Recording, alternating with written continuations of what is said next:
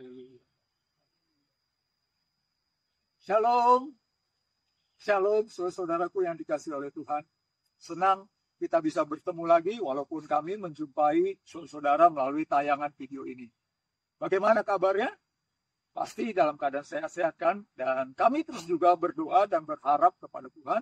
Kami terus mendoakan saudara dimanapun berada supaya kita tetap sehat. Dan yang terutama adalah kita tetap terus mengalami pertumbuhan iman dan dekat selalu dengan Tuhan. Saya percaya kita semuanya rindu untuk selalu datang bersekutu dan belajar kepada Tuhan. Mari, ini waktunya saudara, ini timingnya. Mari saya mau mengajak kita bersekutu lagi dengan Tuhan, ini waktu yang pas. Ambil Alkitab saudara, kita akan belajar bagian firman Tuhan yang luar biasa pada kesempatan kali ini. Buka dari kitab 1 Yohanes 5.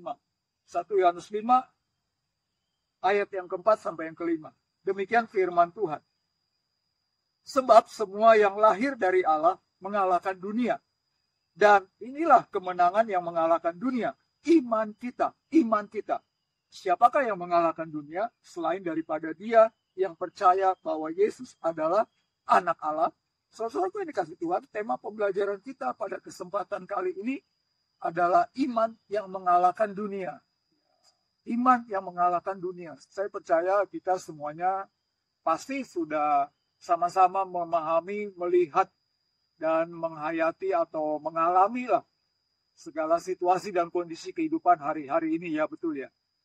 Harga-harga naik semuanya, segala sesuatu jadi sulit semuanya, belum lagi cuaca ekstrim, panas, hujan, sampai menghasilkan ada yang bencana banjir, ada yang bencana longsor, dan sebagainya. Saudaraku, makin hari kehidupan ini semakin, katakanlah, tidak terduga. Dan semakin hari kehidupan ini semakin gelap. Ya, dan memang ini sudah dinubuatkan. Ya. Di bagian-bagian yang lalu, pembelajaran firman Tuhan yang lalu, saya sudah pernah membagikan. Inilah akhir zaman. Nah, tetapi bagaimana kita menjalani atau bagaimana kita tetap tenang, tetap eksis, tetap survive, tetap berkemenangan, tetap sejahtera di dalam hari-hari kehidupan di zaman sekarang. Saudara gue yang dikasih Tuhan, kuncinya adalah iman. Kuncinya adalah iman. Hanya iman yang bisa membuat hidup kita survive. Hanya iman yang membuat hidup kita tetap naik. Hanya iman yang membuat hidup kita berhasil. Hanya imanlah yang bisa mengalahkan dunia. Saudaraku yang dikasih Tuhan. Di dalam 2 Korintus 10. 2 Korintus 10 ayat yang ketiga demikian firman Tuhan. Memang kami masih hidup di dunia, tetapi kami tidak berjuang secara duniawi. Karena senjata kami dalam perjuangan bukanlah senjata duniawi, melainkan senjata yang diperlengkapi dengan kuasa Allah yang sanggup untuk meruntuhkan benteng-benteng. Nah, demikian juga ternyata zaman dahulu juga memang pola atau situasi kehidupannya seperti yang sekarang yang kita hadapi ini. Sama, saudara, karena memang ini sudah memasuki akhir zaman. Paulus berkata kepada jemaat bahwa memang kami masih hidup di dunia dan kami tidak berjuang secara dunia. Kita menjalani hidup ini berjuang di dalam kehidupan kita. Bukan dengan cara dunia, bukan dengan kekuatan kita. Tetapi modalnya iman. Iman, saudara-saudara. Ya. Sesuai dengan tema besar, hari-hari ini kita terus belajar. Tuhan mau kita tetap mengalami amazing life. Tuhan mau menyediakan, membuat hidup kita amazing life. Bagaimana caranya? Iman. Iman yang mengalahkan dunia. Mari kita ikuti, saudara kita. Ya. Di dalam ayat yang keempat, ayat yang kelima tadi, 1 Yohanes 5, ayat 4 dan 5, jelas di sana dikatakan, sebab semua yang lahir dari Allah mengalahkan dunia. Dan inilah mengalahkan dunia adalah iman. Apa itu iman? Saya percaya kita semuanya sudah tahu lah ya. Iman kita percaya. Kalau di dalam Ibrani 11, ayat 1, iman adalah dasar dari segala sesuatu yang kita harapkan dan bukti dari segala sesuatu yang tidak kita lihat. Artinya kita berharap dan kita percaya itu pasti datang. Itu pasti terjadi. Walaupun kita belum melihat, itulah iman. Ya, contohnya hari-hari ini di situasi di kehidupan bangsa kita sedang susah beras.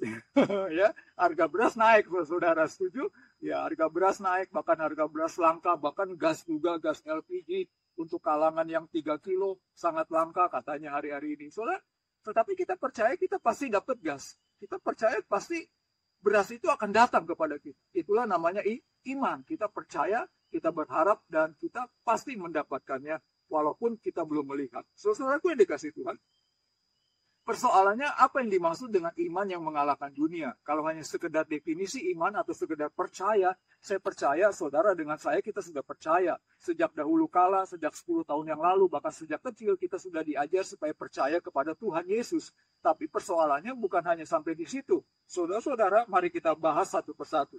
Poin yang pertama, iman yang mengalahkan dunia adalah iman yang kepada Tuhan Yesus. Iman yang sungguh-sungguh percaya kepada Tuhan Yesus.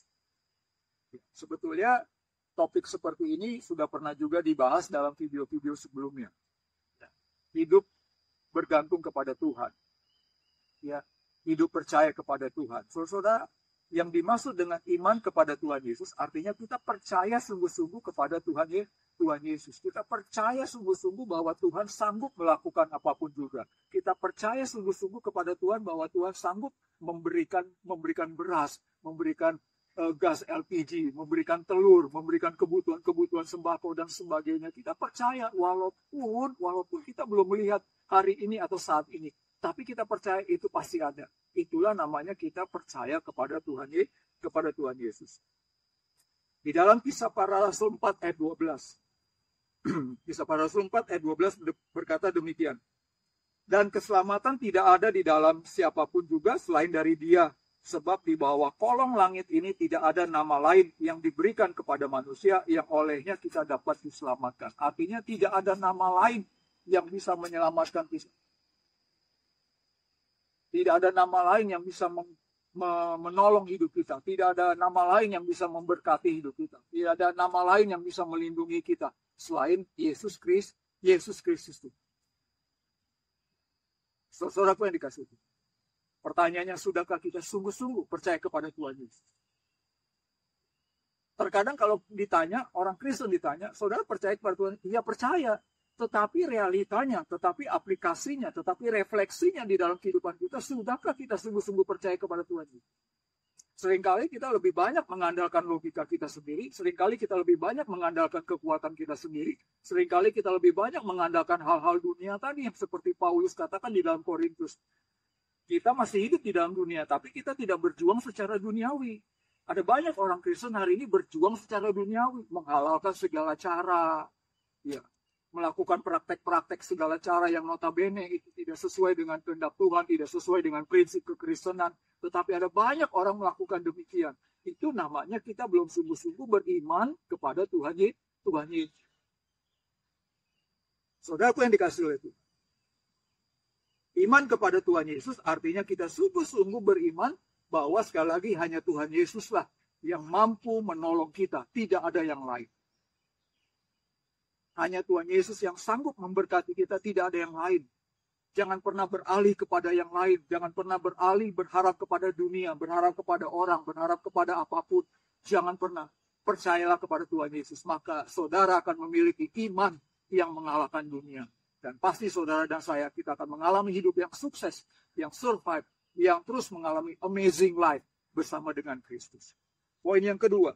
Bagaimana iman yang mengalahkan dunia? Iman yang mengalahkan dunia artinya iman yang tidak bergoncang. Imannya tidak bergoncang, saudara. Di dalam Kolose 1 ayat 23. Sebab itu kamu harus bertekun dalam iman. Tetap teguh dan tidak bergoncang. Dan jangan mau digeser dari pengharapan Injil dan selanjutnya. Jelas firman Tuhan berkatakan, Tuhan mau kita tetap teguh. Jangan bergoncang, jangan mau digeser, saudara. Ya. Maksudnya seperti apa? Tadi yang poin nomor 1. Kita sungguh-sungguh percaya kepada Tuhan Yesus. Jangan mau digeser. Sekali lagi saya mau katakan, hari-hari ini ada banyak orang yang sekarang berharap kepada yang lain-lain.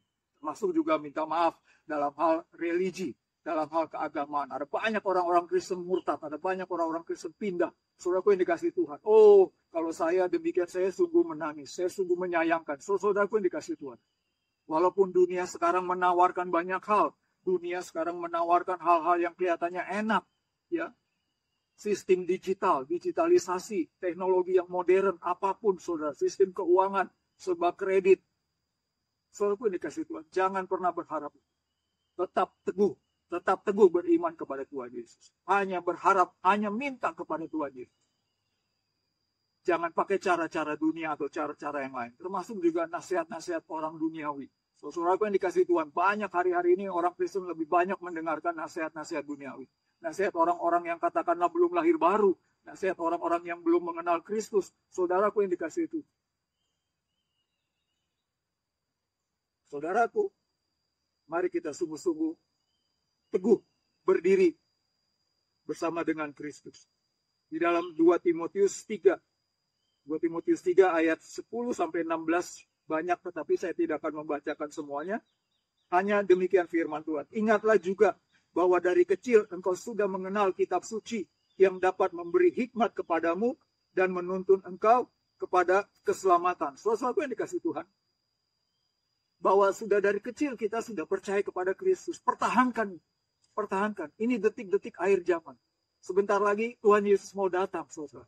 Jangan sampai Tuhan Yesus datang, kita nggak punya iman. Kita kehilangan iman. Kita sudah nggak percaya kepada Yesus. Hati-hati. Saudara. Mari kita sungguh-sungguh tetap belajar.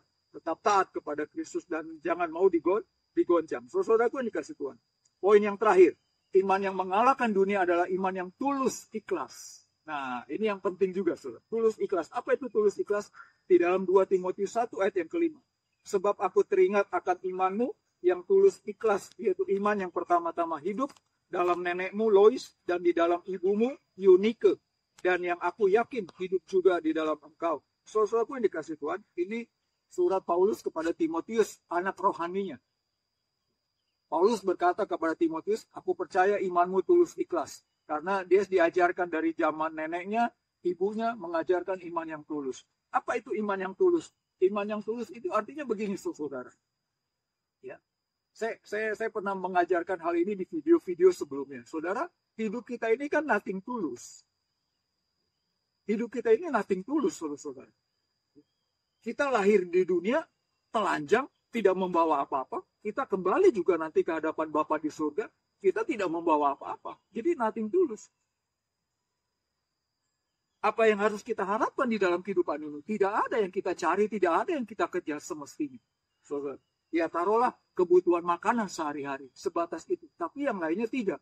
Karena nanti pun ketika kita mati, ketika kita meninggal, dipanggil pulang kepada Bapa di surga, kita tidak membawa apa-apa. Artinya iman yang tulus itu ya iman yang udah percaya aja kepada Tuhan. Tidak berharap yang aneh-aneh, tidak berharap yang lain-lain, tidak berharap jadi katakanlah, oh tadi katanya kalau saya berharap kepada Tuhan Yesus, saya percaya sungguh-sungguh kepada Tuhan Yesus, nanti saya diberkati. Saya jadi orang kaya, saya jadi orang sukses, jadi orang yang berkelimpahan dan sebagainya. Di satu sisi, iya betul itu janji Tuhan. Tapi kalaupun itu tidak terjadi, kalaupun itu belum sempat terjadi, ya sudah, kita tetap percaya. Itulah iman yang tulus. Kita tidak berharap yang aneh-aneh. Kita tidak memaksakan supaya Tuhan Yesus harus memberkati kita. Itulah namanya iman yang tulus. Sama seperti contohnya dalam realita kehidupan kita. Kita membantu orang lain yang sedang kesusahan, kita membantu orang lain yang membutuhkan pertolongan, kita tulus. Ya, kita tulus. Dia berterima kasihkah? Dia tidak berterima kasihkah kepada kita? Ya sudah, kita menolong saja. Bagian kita menolong. Demikian juga bagian kita percaya kepada Tuhan. Selesai. Apapun hasilnya, kita tetap mengucap syukur. Apapun yang Tuhan berikan, kita tetap mengucap syukur dan menerima segala-galanya apa yang Tuhan berikan bagi kita. Itulah namanya iman yang tulus. Tidak memaksakan kehendak kita pada akhirnya. Saudaraku yang dikasihi Tuhan, sudahkah kita beriman demikian? Kalau saudara dengan saya belum sungguh-sungguh percaya, inilah kesempatannya. Kalau di antara saudara penonton ada yang belum sungguh-sungguh lahir baru, menerima Kristus ke dalam hatinya, undang dia masuk saat ini. Ini momen yang pas. Saudaraku yang dikasihi Tuhan, buka hati saudara. Mari kita berdoa, kita amin. Tuhan Yesus ingin membuat hidup saudara dengan saya amazing life. Tapi Tuhan mau melihat adakah iman di dalam hidup kita. Iman yang mengalahkan dunia. Kita berdoa. Bapa di surga, terima kasih untuk firman-Mu pada kesempatan kali ini. Bapa meteraikan firman-Mu, ajar kami Tuhan sungguh-sungguh percaya beriman kepadamu. Hanya beriman kepadamu Tuhan Yesus, tidak mengandalkan yang lain. Hanya berharap kepadamu, tidak mau bergoncang, tidak mau berubah. Dan iman kami tulus kepadamu Tuhan, apapun yang Tuhan berikan. Kami rindu, kami sedia menerimanya, kami bersyukur menerimanya. Terpujilah Engkau Tuhan Yesus. Terima kasih Bapa. Sekali lagi Bapa, bila mana ada penonton pemirsa yang membuka pintu hatinya dan mau mengundang Engkau Tuhan Yesus, sungguh-sungguh masuk ke dalam hidupnya. Hidupnya berbalik kepadamu Tuhan Yesus. Berkati dalam nama Tuhan Yesus. Bapa, terima kasih Bapa. Berkati setiap penonton dimanapun berada. Hanya di dalam nama Tuhan Yesus kami telah berdoa dan mengucap syukur. Haleluya. Amin. Akhir kata, saya mewakili dari pengurus besar Yayasan Visi Berkat bagi Indonesia mengucapkan terima kasih atas perhatian saudara-saudara. Sampai berjumpa lagi di lain kesempatan. Tuhan Yesus memberkati.